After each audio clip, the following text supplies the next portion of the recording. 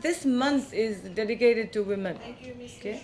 Normally, when we talk about, I'm going to start off with Pinktober because I know we want you to go through the various tests that have been organized here for you. So I will not take much of your time, but October is dedicated to Pinktober, to women.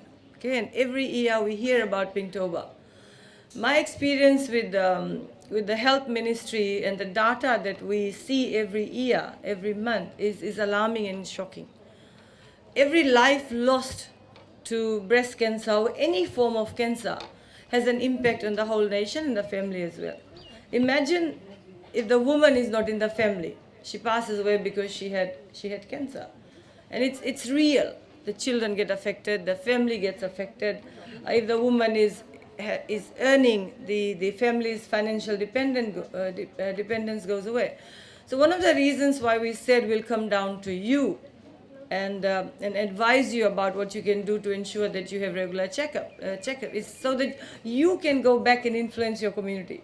One woman present here today can go back and inform her community, her family, her neighbors, her relatives, how important it is for us to detect breast cancer. People who, I think, again, my experience with the health ministry and dealing with women who suffer from many diseases, we hide our problems. Women hide their problems because they think if the family comes to know about it, how will the family see her? You're going to be sickly, or you probably would be rejected because there's a stigma with breast cancer.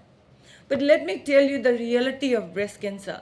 The women I've met, the survivors I've met, those who are suffering from breast cancer I've met, is natural. It's a disease.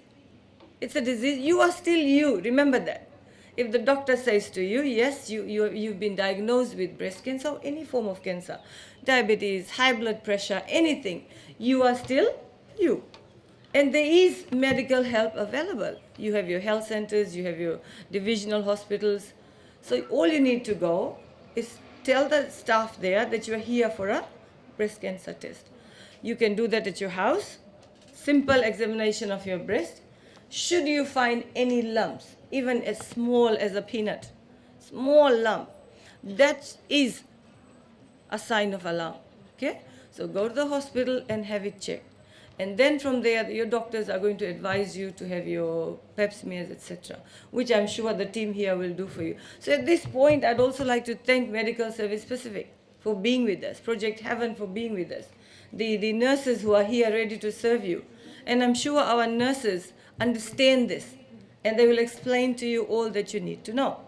And for the men who joined us, and for the men who always partner with us to ensure that women's interest is at the forefront, thank you very much. It's important that men and boys understand. There's a myth that when you grow old, then you can have breast cancer. Women over 40s, women over 50s. No.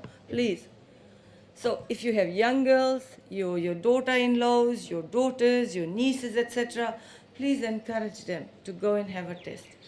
And another story that always shocks me, and the survivors, when you talk to the survivors, there's so many women who have survived.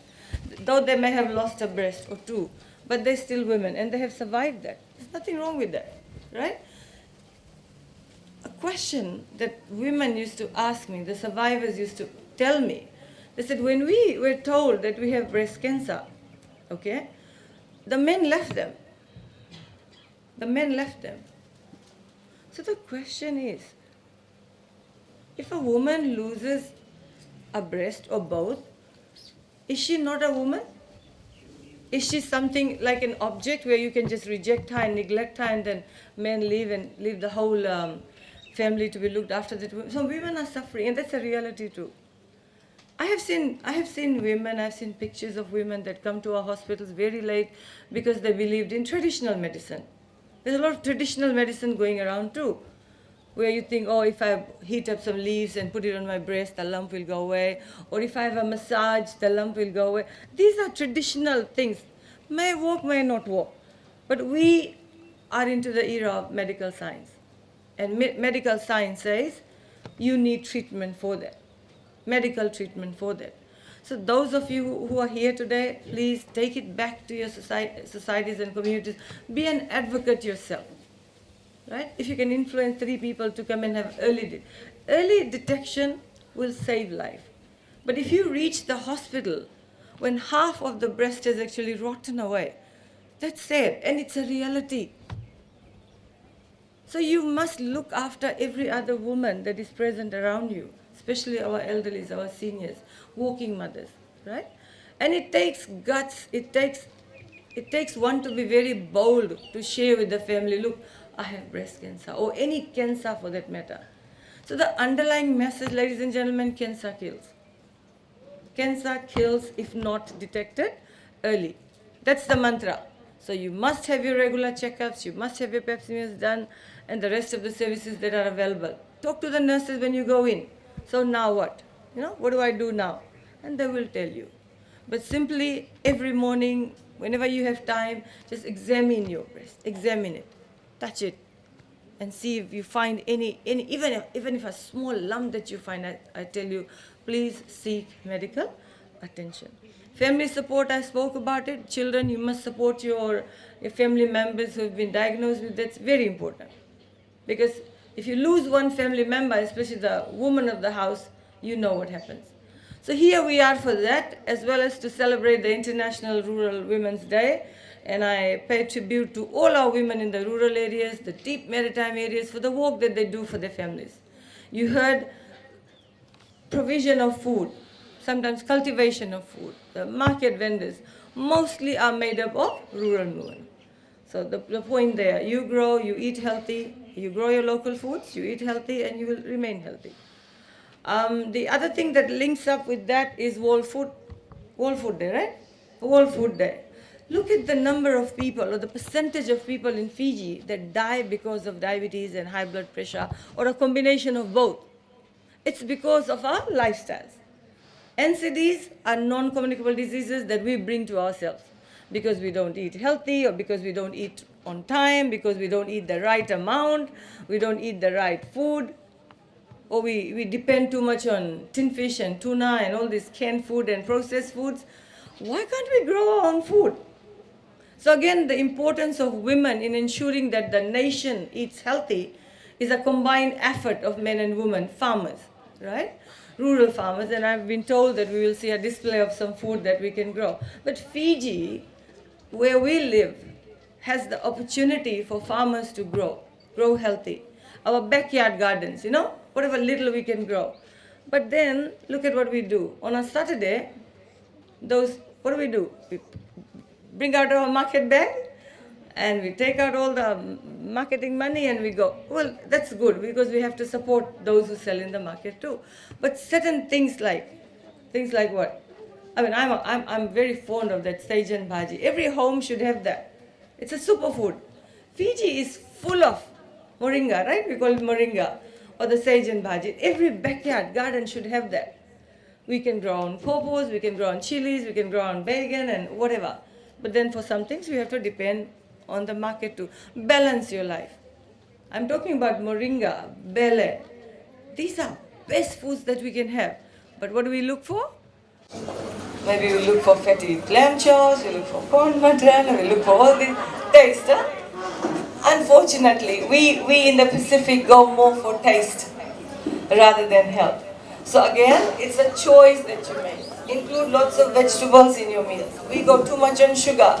I'm sure the MC warned us about too much sugar, too much salt, all that.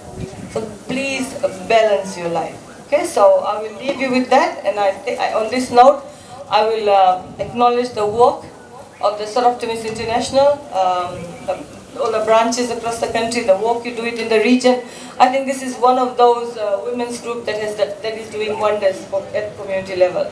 Okay, so anytime, please join the Optimist, support them in any way. And today's turnout, in a very short notice, actually has been achieved of the work that the partners and executives did. So, Ranjita, you're in your team? I always forget your name. Ranjita, right? So, to the Optimist team, I think the Lotoka ones have joined us too. Thank you very much. I saw a little boy, pink shirt. I must make mention of him. He walked all the way from where we started to here. I must acknowledge that. To all the men, all the elderly women who have joined, all the and you've shown support. And the noise that you made in Ba, I think this is the first of its kind, Pinktober, after we opened up after COVID-19. There's still a lot of long way for us to go before we totally open up. But meanwhile, enjoy the relaxation of COVID protocols. Keep your mask on. Practice good hygiene. Okay, you still need to hand wash, sanitize your hands, etc. But all in all, stay happy. All is not lost, right? Very soon, God willing, we will go back to what Fiji was pre-COVID. So on that note, I wish the team that is here, and I thank the team that is here to give you your services. You'll see there's a big bus. I'm very proud of that bus. We call it a reach bus. Reach is where we come to you with the service rather than you come to us for the service. So these buses will be going around the country with the services that we have. We normally have the legal aid services in there. So next step, when we are back here, we'll let you know. So do go inside the bus and see. It's like an office inside. It's not just a bus. Right? So any other service that you require from the ministry or the government, please do let us know and we'll bring the services down to you. So I'll leave here. I know most of you must be craving for some refreshments. So relax. We are here till I think about 2 o'clock. The team is here, like that? Yeah. 2 o'clock, okay? And you can ask any questions regarding welfare that you want. I'll have a team in the bus as well. Talk to them about the welfare services for elderly. When you are 65 years old and you've never worked in your life, you don't have any form of pension, we have something in the form of a monthly allowance for you. Then if you have disabled children, we have allowances for you. If you are poor, your income is none, we have family allowances for you. Rural pregnant women, we also give you a food voucher. So there's a lot of services that welfare has, and if you have any queries about that, you think you fall within that category, please see one of my staff that's here. So thank you very much, Sir Optimist. Thank you very much, all of you, for being here, for the support. And Team Women, thank you very much for organizing this in a very short notice. We are here for you. So God bless you and enjoy the day.